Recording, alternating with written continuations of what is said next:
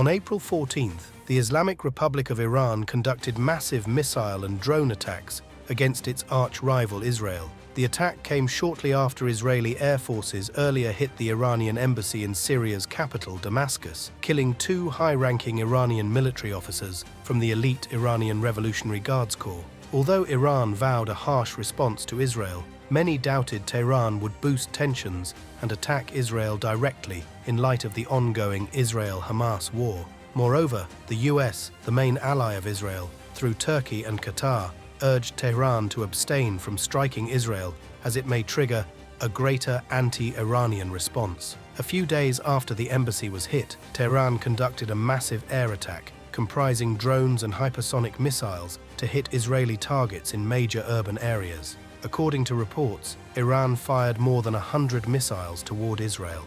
The attack included 170 drones and 30 cruise missiles, none of which entered Israeli territory, and at least 110 ballistic missiles, of which a small number reached Israel. Iran's widely anticipated missile and drone attack was defeated with the orchestrated help of the US, UK, and Jordan, who, alongside the Israeli military, ensured that all but a handful of ballistic missiles were neutralized overnight. Iran's plan appears to have been to try to overwhelm Israel's systems of air defense with a complex attack of the type employed by Russia against Ukraine, but on a much vaster scale.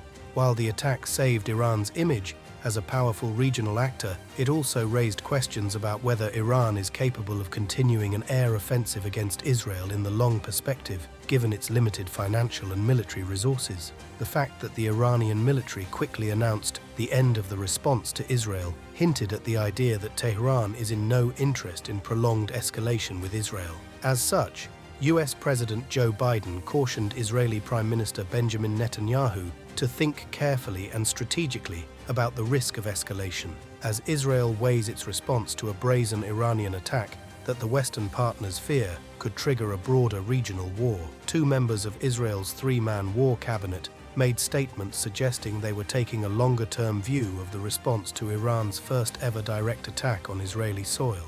However, the Prime Minister, Benjamin Netanyahu, had not made a formal decision. Although Israel has not conducted a response attack on Iran, Tel Aviv will likely attempt to form a regional alliance against Iran to isolate it more as a deterrence factor. Jordan appeared to be the main ally of Israel and the US during the most recent attack on Iran by providing its airspace and soil to US and UK fighter jets, while countries like Saudi Arabia, Qatar, and Kuwait maintained a lower profile, though Riyadh provided the Western alliance with intelligence reports. Regardless of the recent attack's consequences, tensions in the Middle East rose to a critical level with the risks of spillover and further geopolitical turmoil. Israel's long-term military operation against Hamas in the Gaza Strip put its Western partners in hot water as the rising number of human casualties among Palestinians triggered mass protests and rallies in the West. For example, recently, the US has been pressing Tel Aviv to hold back in Rafah, sensing a potential humanitarian catastrophe in the city bordering Egypt, where as many as 1.5 million people are sheltering.